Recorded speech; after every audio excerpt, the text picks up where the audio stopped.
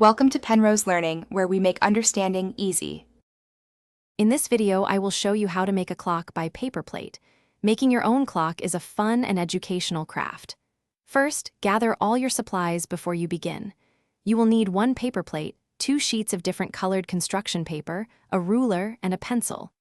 Also, grab a black marker, a pair of scissors, a glue stick, and one brass fastener. This ensures everything is at hand for a smooth crafting process. Now, let's create the clock face. Take your paper plate and a pencil.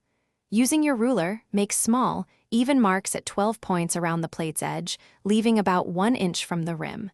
These marks will guide your numbers. Then, use your black marker to clearly write the numbers 1 through 12 at each mark.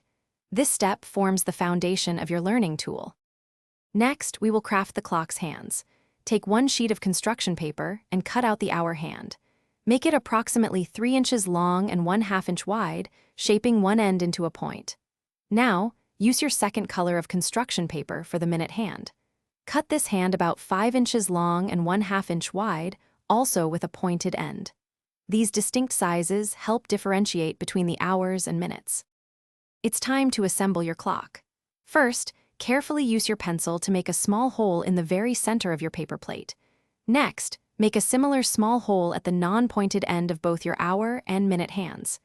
Stack the minute hand directly on top of the hour hand. Then, push the brass fastener through the holes in both hands and finally through the center of the plate, securing them firmly. Thanks for watching. If this was helpful, leave a like and consider subscribing. See you next time.